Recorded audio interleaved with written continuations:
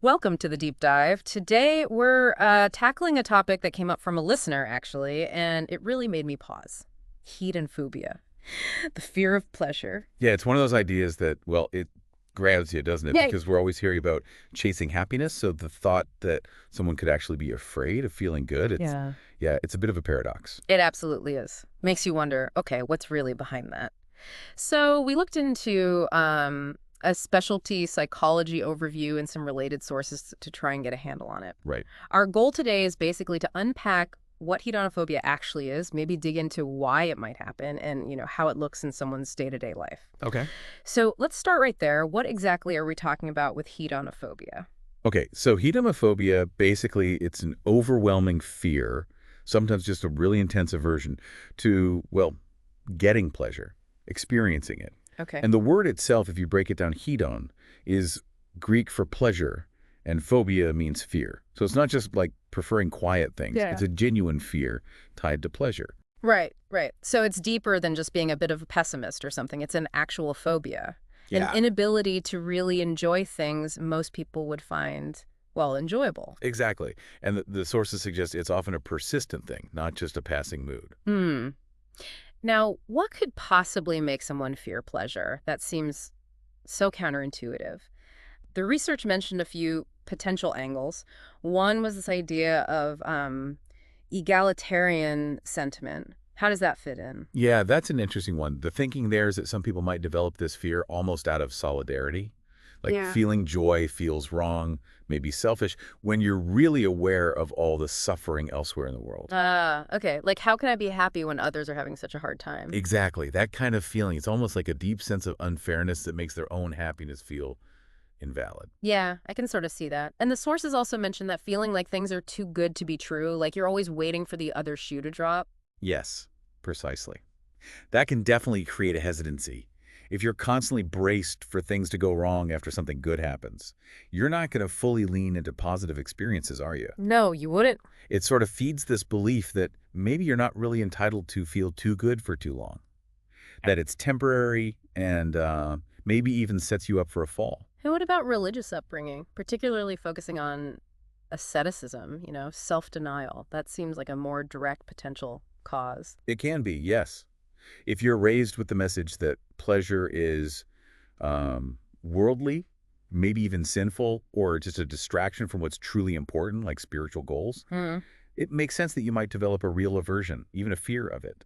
Pleasure gets linked with negative outcomes. Okay, so this isn't just some abstract idea. It shows up in real ways, physically, emotionally. What kind of symptoms are we talking about? While the sources list quite a range, people might feel really high anxiety, sometimes even like full panic attacks, just thinking about something pleasurable. Just thinking about it, not even doing it. Yeah, that's the striking part. Even just anticipating something fun or enjoyable down the road Hmm. can trigger this intense fear or dread. Wow.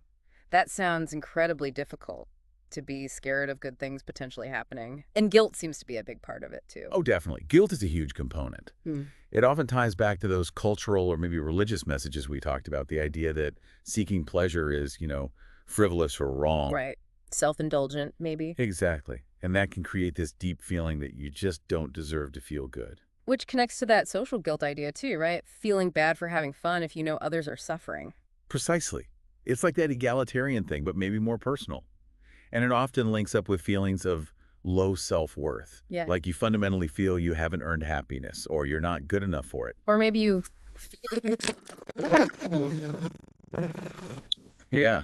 A sense of unworthiness driven by past actions, real or perceived. It just sets up this awful feedback loop, doesn't it? Feel undeserving, avoid pleasure, which then just reinforces feeling unworthy. Exactly. The sources also brought up something I hadn't expected, how a really strong work ethic taught in childhood could play into this. How does that connection work? Well, this is where it gets quite subtle, but if someone grows up where their value is almost entirely tied to being productive, working hard, Uh-huh. Constant achievement. yeah, then leisure, pleasure, just relaxing, Yeah. it can start to feel like you're doing something wrong, like you're violating a core rule. So pleasure isn't just neutral, it becomes the opposite of valuable activity. Pretty much. It gets mentally filed under laziness or lack of purpose, Right. leading to this real discomfort, this guilt, whenever you're not actively doing something considered productive. Wow, so pleasure becomes almost forbidden, and maybe that gets tangled up with this learned idea that empathy for suffering is more virtuous than looking after your own well-being?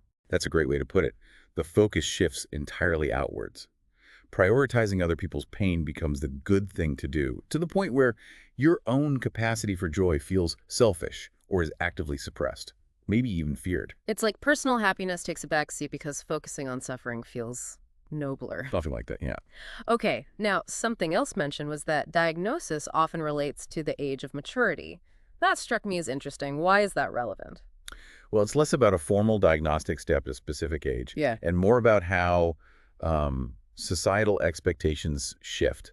Think about it. Different cultures have different ideas about when someone becomes an adult. Sure, like 18 here in the US, maybe 19 in parts of Canada, but it varies globally. Exactly. And those ages often come with implicit expectations about emotional control and, well, how you're supposed to react to things. Yeah. So if someone consistently shows this marked fear of pleasure beyond that point, when society kind of expects them to engage with life's ups and downs, Mm. it might be seen less as, say, teenage angst or a phase, and more as a persistent pattern that fits within psychological understandings of, well, things like phobias, especially if it's really interfering with their life.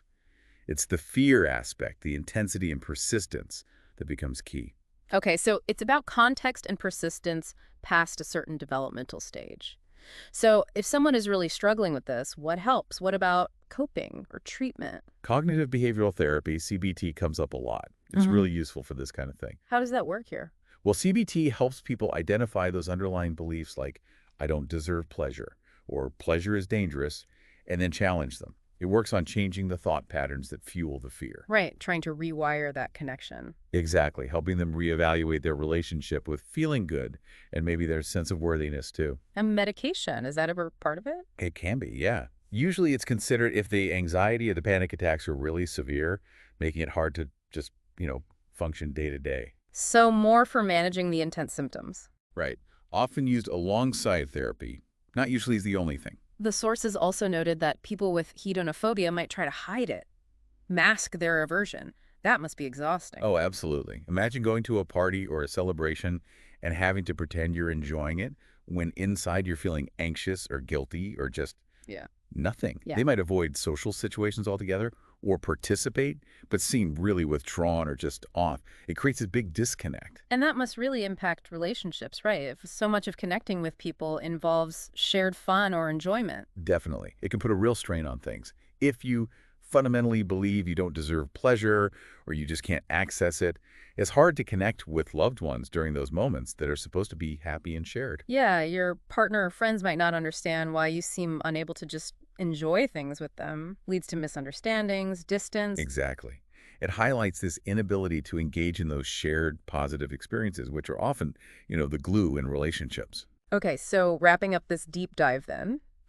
Hedonophobia, it's a genuine fear, not just a personality quirk. Right. And it can stem from all sorts of places: societal guilt, religious teaching, childhood messages about work, feelings of unworthiness. A whole mix of potential factors. And even though it sounds so paradoxical, fearing pleasure. Yeah, especially when our culture is constantly telling us to be happy, seek joy. Exactly. Despite that, this fear can seriously impact someone's life, limit their experiences, and really get in the way of their overall well-being. It really does make you think, doesn't it? I mean, with all this emphasis on chasing happiness, what does it tell us about just how complicated our emotions are? That some people might actively fear the very thing we're all supposedly aiming for. Hmm. Like, are there subtle messages maybe floating around in society, things we don't even notice, that might feed into feeling guilty or undeserving when we actually do experience joy? It's something to mull over. It definitely raises big questions. Questions about how we define well-being and maybe whether that constant push for happiness could, maybe unintentionally, create this shadow side where the fear of not getting it or not deserving it takes hold for some people.